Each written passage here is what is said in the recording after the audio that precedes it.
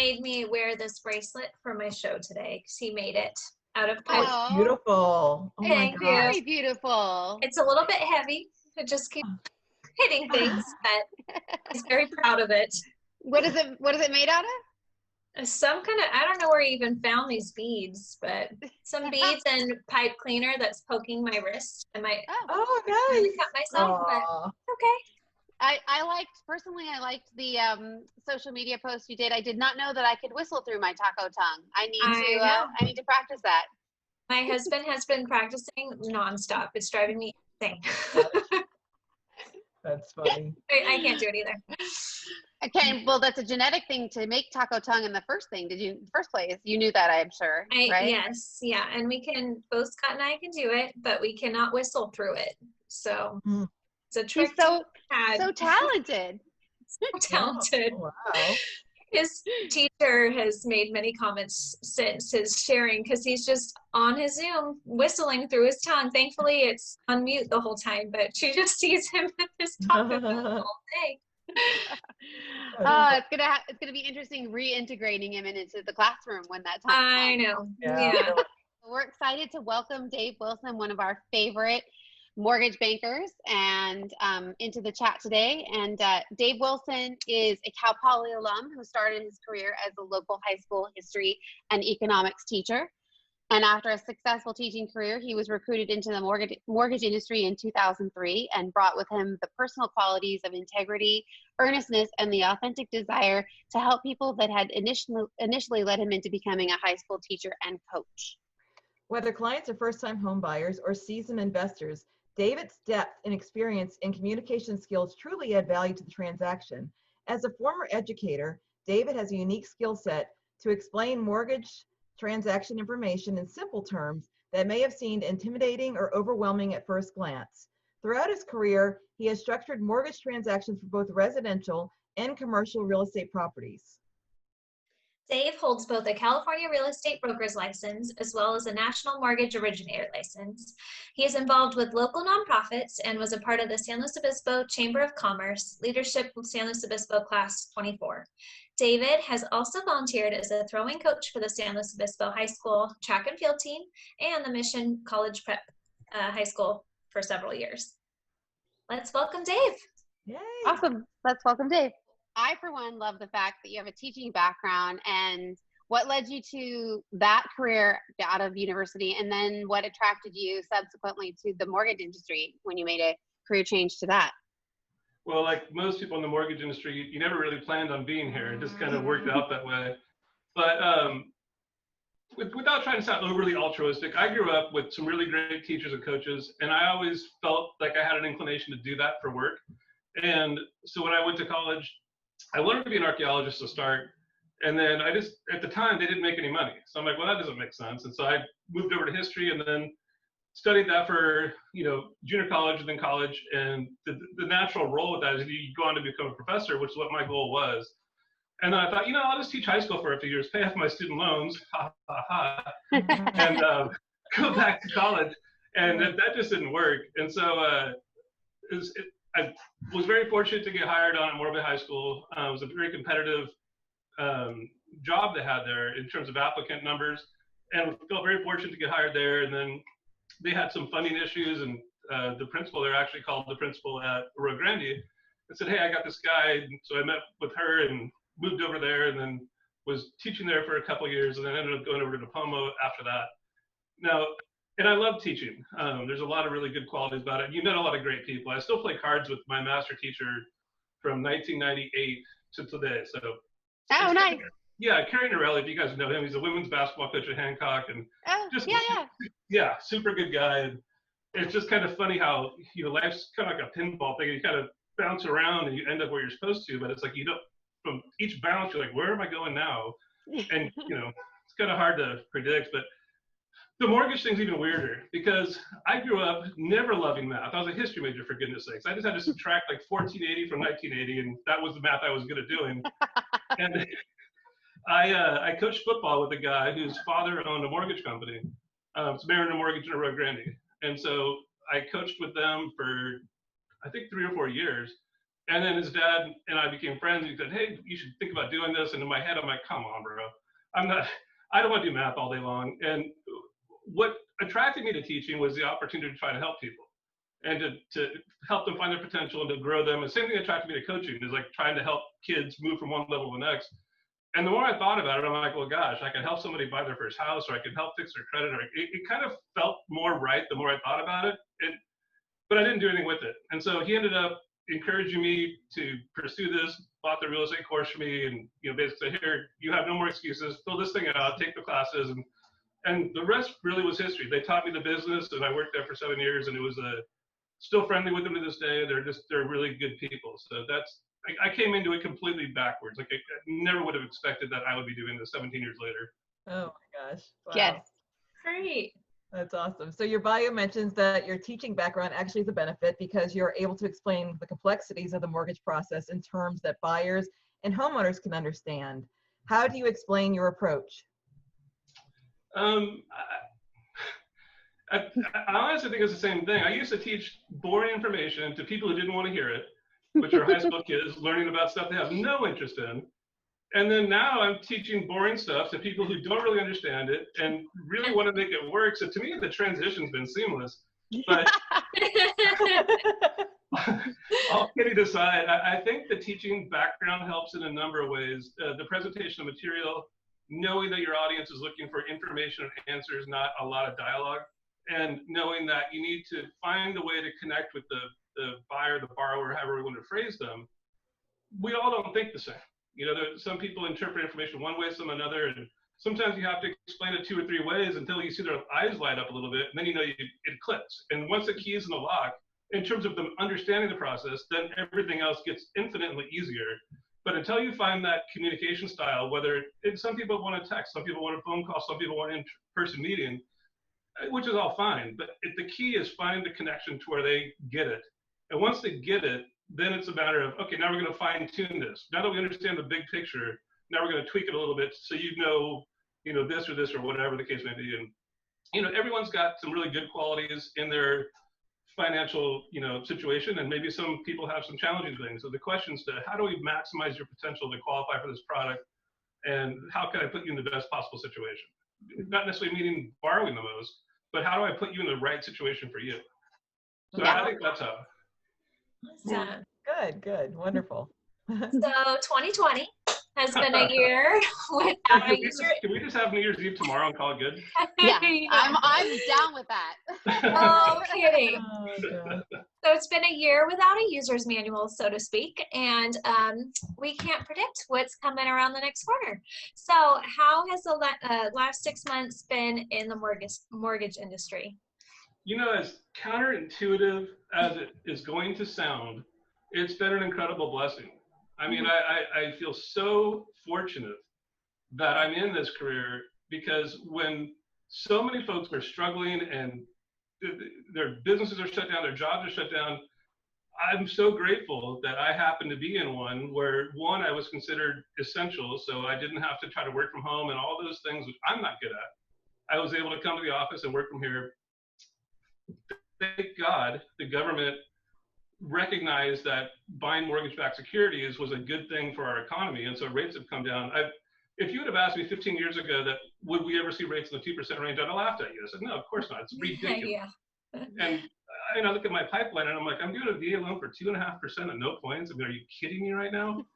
So it's honestly been a blessing, as weird as that is to say, given the struggles so many of us are going through. Yeah. And to lower somebody's payment by $200 or $300 or $400 a month in this time, I mean, what a blessing to be able to give to someone and say, hey, yeah, this is going to take a little bit of time, but here's what's on the other side. You're going to free up $6,000 a year in money you were spending on your mortgage that you can now spend on whatever you need to spend it on. Maybe, different essentials that have come up. So it's honestly been a blessing. And there's no other way for me to explain it, at least my experience with it. Yeah.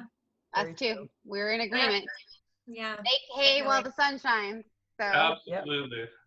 And so to follow that, we frequently hear predictions. I just heard one from my nail lady yesterday that they feel like a slowdown or a dip in the market is on the horizon, and that the delayed COVID economic impact will soon hit.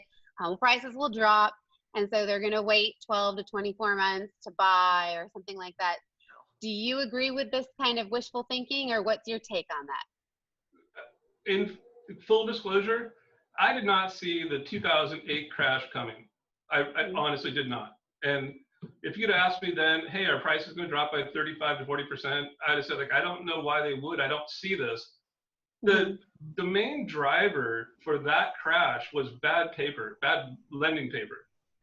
You know, loans that didn't disclose income, assets, 100% financing on stated income stuff. I mean, it was garbage paper, and it created a big balloon that popped, and we all suffered through 9, 10, 11, you know, as we adjusted or quote unquote right-sized. The scenario now is quite different. We've been full doc, full paper since 2010, 11. So the volume of loans that are on the books now are verified and solid, and I would think reasonable to expect them to come to term or refinance or whatever. I don't think we've got a glut of garbage paper that's in the mix. And so from a finance standpoint, that's not a red flag for me. The value question is always a weird one for me because, you know, more dirt's not being created unless you're at an atoll somewhere in the Pacific. So we have a finite resource in terms of homes available. We're building more across our community now, but they're being bought as soon as they're built. So it's not that we have an oversupply of homes. We do have an demand for homes.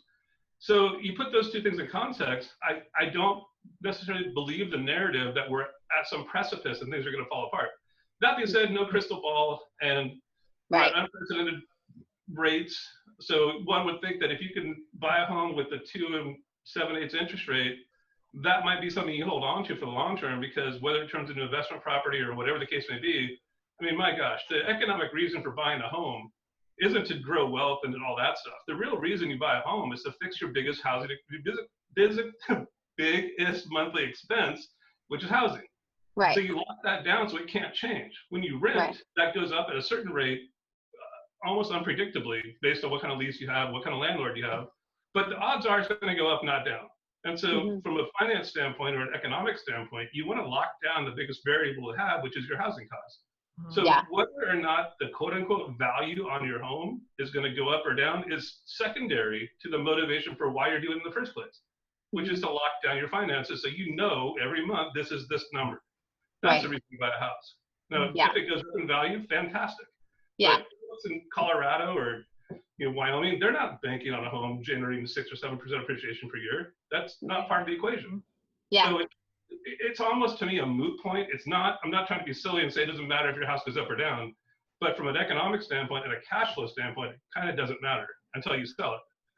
Yeah, and I think that the first answer to your question is also leading to this one as well, because the 2008 that I think we all got complacent and didn't see that bubble about to happen, or that we were on the precipice, that caused that 30 to 40% decline. If we were to go into any kind of a downshift, I don't see anything that could lead to that 30 or 40%, gobsmack that we saw. That we're not going to be afraid to do a market analysis for our clients to let them know what the real value of their house is currently.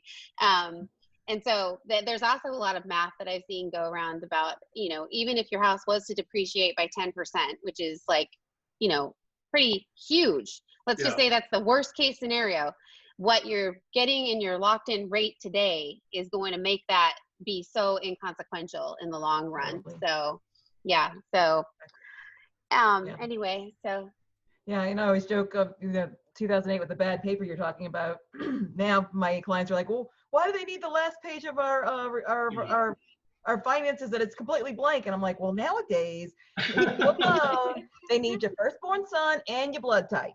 I get that question literally hundreds of times a month. Like, why do you need page 5? It says intentionally blank on there. I'm like, I need the complete document. I know it doesn't make sense, but this is what we need. It's what we've needed for the last several years. So we can talk about it for 45 minutes, or you can just send it to me. Exactly. Yeah. What I usually do with that client for you guys is just go, okay, I'll be there in 5 minutes. I'll pick it up. It's no problem. I got it handled. Right. Much appreciated. All right. So you and I share a passion in history. I actually went to grad school in history.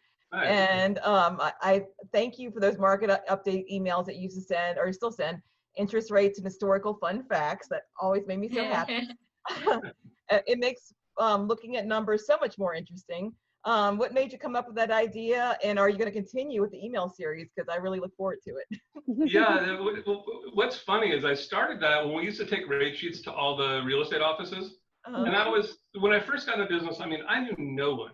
I didn't know one realtor up here. You know, I grew up in Southern California. I moved up here. I coached and taught history.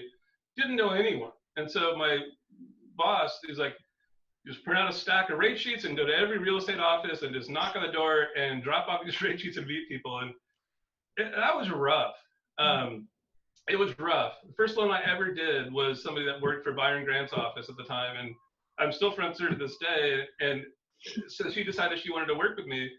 And I literally get grilled by not in a bad way, but like, hey, you're going to take care of our friend, right? And I'm like, yes, I'm going to take care of your friend. And it's just funny, like someone was willing to take a risk on me, and it's turned into literally a lifelong friendship with a bunch of people in that office. And so that had its legs, so to speak. And then some guidelines were passed where we had to start disclosing APR and things like that. And APR is pretty challenging to compute on a daily basis where you're doing like 6 or 7 rates.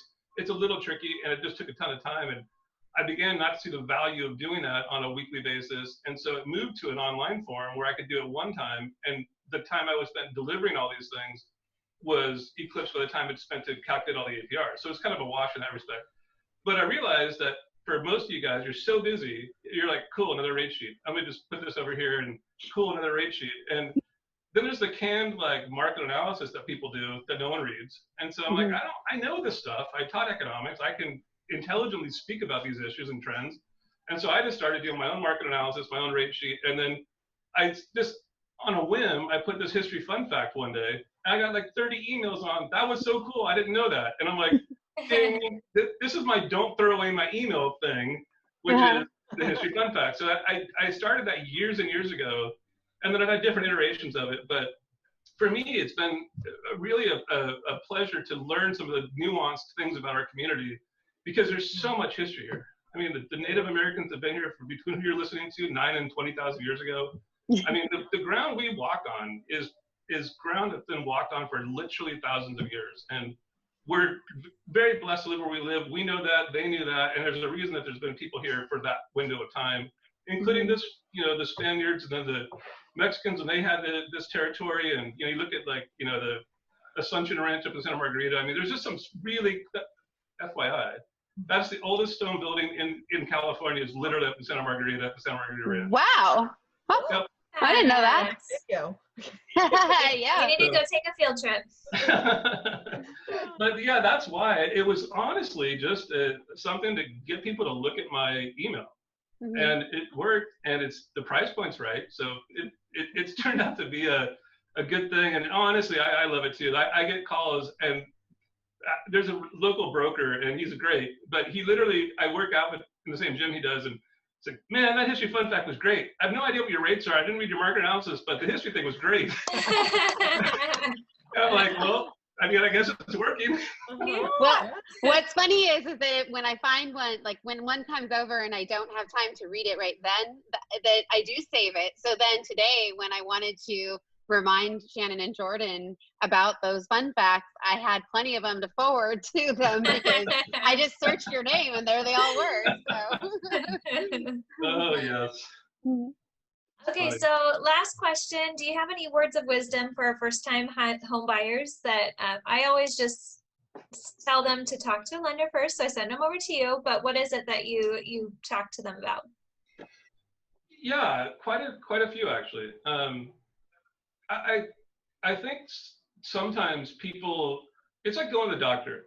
You know, maybe you have like a red bump on your elbow and you're like, I don't know what this is, and you're nervous about it. So at the receptionist, you know, they say, what are you here for? Oh, I'm just not feeling great. And then you get to the doctor and he's like, you're not feeling great, what's wrong? I'm like, well, what's this bump over here? And you just see the guy look at you like, why didn't you just tell her that's what it was? Like, I would have, known exactly what we're doing. Why are we wasting time? And so, silly analogy, but I think people that are first-time home buyers have maybe not the best knowledge for what to expect. And so my advice is, hey, just like that, I use that example. I'm like, if you go to the doctor and you're feeling weird about something, just tell me this is what I'm feeling weird about. Like, I'm worried about my credit. I'm worried about my income. My job stability is not great. I'm going to use a down payment from my parents. Can I do that? I just say, put all of the dirty laundry on my desk. Let's sort through it, because some of this is innocuous. It's not going to make any difference. Other stuff that you might think is nothing is a big deal. Like, well, my dad just put 20 grand in my bank account last week with cash. Okay, now it's a problem. So it's stuff like that where it's like, for first-time home buyers, it's literally the first time. For us, we've done this dozens and dozens and dozens and dozens of times, and we speak a different language. We use weird acronyms like DTI and LTV and FICO and all this stuff. So they're getting bombarded with all these messages that are confusing and weird. Yeah. And so my advice is always to be like, hey, I'm your resource. Your realtor is your resource. You need to just approach this with the most candid and open and honest discussion you possibly can, because guess what? We're all pulling on the same rope. If the thing doesn't get approved or doesn't get funded, we're all just practicing, and none of us need the practice. So my advice to them is like, just be as upfront and honest as you possibly can. Don't try to hide things, because it's all going to come out in the wash. And that's my advice is let's approach this thing like a project that it is, recognizing there's a lot of moving pieces, and you're working with trusted professionals that are going to put your best interest at heart.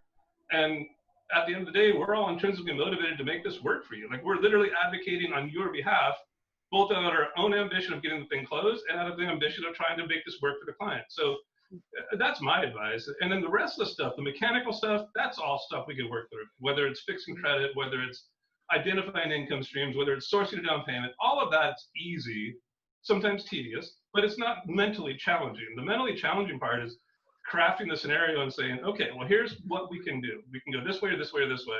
What seems to be the best fit for you guys? That I think is step one. And with first-time home buyers, you got to figure out what modality of discussion they want, because some of them want to text you the whole time, which is fine. You lose a ton in translation, and there's a lot of miscommunication, but it's fine. But after like the third or fourth confusing text, it's like I pick up the phone and go, okay, where are we disconnecting here? Because this is what I'm hearing, this is what you're saying, and this is what I'm saying. They're not the same. And so I think from first-time home buyer standpoint, it's like, bring all your dirty laundry, tell me what's going on, let's find a plan that works, and then let's be on the same page. And then the other thing I encourage first-time home buyers to do is, obviously we all want to be informed shoppers. We want to be smart with our money, But there's so much confusion in this darn industry where I literally had an email, as I wrote it, I realized this is like 2 pages long. And the whole gist of it was, as tough as this is to say, you can't believe everything you read, because there's online people out there will say this incredibly low rates, which sound fantastic. And I get as a consumer why you want to get the best value.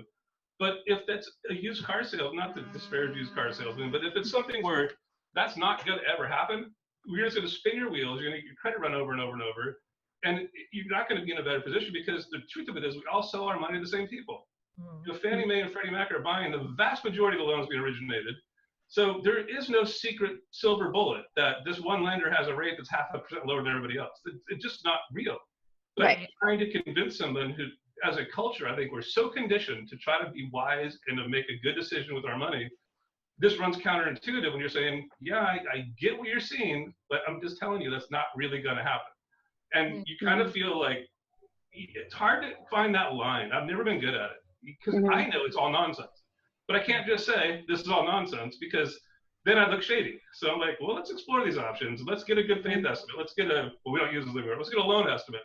If I can find where they're charging the 2 points within 2 seconds, the normal consumer, they haven't seen this paper 1,000 times. They don't know where to look. And so and they call it different things. Is it a discount point? Is it a broker point? Is it a broker fee? Is it an origination fee? Is it a who knows what, a loan buy down fee? They're all the same thing, but if you don't know, how do you compare these things? Right. And thinking, just like they would shop for anything, this is like the biggest purchase they'll ever make. So shop it. Biggest purchase you'll ever make, and probably the most disinformation that you'll ever see. Right. Because it's interesting too when on my side of the desk, I know what's really out there, and I know a lot of people that do this all across the country, and I know what's happening in the market. I know where rates are. I actually have friends I'll call them up and go, dude, am I out on this rate? Because I just heard this person got quoted this, and they'll pull up theirs like, no, we're basically within an eighth of each other, which is generally where most of us are. And I'm diverging, but really what you're shopping for when you pick a mortgage loan professional is you're shopping for someone you trust, someone that communicates well, someone that does what they say they're going to do.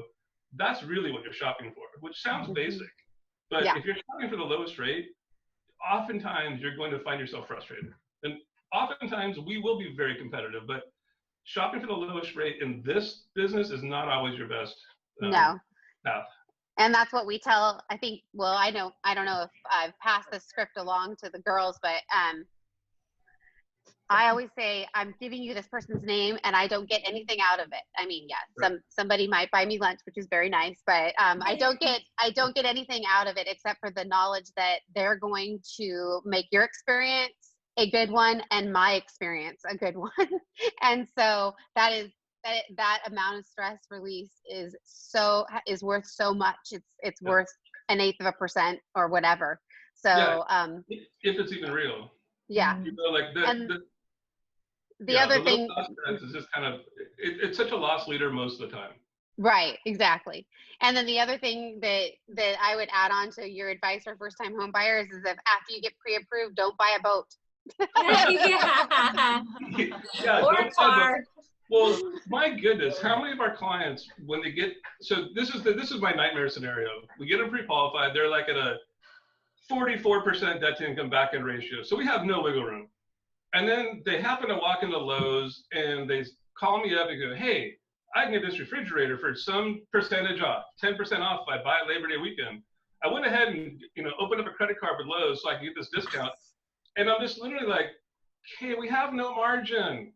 We can't do this. Yeah. Like, guess what? They'll sell the refrigerator in 2 weeks. It'll still be there. Right. And that's the kind of stuff first-time home buyers and frankly, even seasoned home buyers. Right. It's remarkable how there's always a sale right in the middle of escrow. I mean, no matter what month, doesn't matter what year, there's always a sale somewhere. And it's like, and that's where it's like, as the realtor team and the lender and escrow, we all work to basically have the same narrative, which is to say, hey, there are some things you can do, there's some things you shouldn't do. And this is one of them. I used to have a don't do these things list, and I lost it somewhere along the line, but it was literally that. Don't quit your job, don't go buy anything, don't transfer money, don't put cash into your bank accounts. I mean, all these things that, because if you weren't in our industry, how would you know those are bad things? You wouldn't know, to be fair. So it's more like, okay, here's the bumper lanes when we're playing pool or we're bowling. Here's the bumpers. Stay inside of it. Don't go outside of here because that's a bad place. We don't want to go there. But exactly. Well, thank you, Dave, for chatting with us today. Yeah, this is great. Great information. Thank you, Dave. I chatted so much, I felt like I was on a first date. I just never stopped talking. Well, it was an excellent first date with the Pismo Beach. Thank you so much, and we will see you around soon. So. Yeah, sounds great. Thank you, guys. Okay. Bye. Bye. Bye. This is Ashlea Boyer, Jordan Hamm, And Shannon Bowdey with the Pismo Beach Homes team.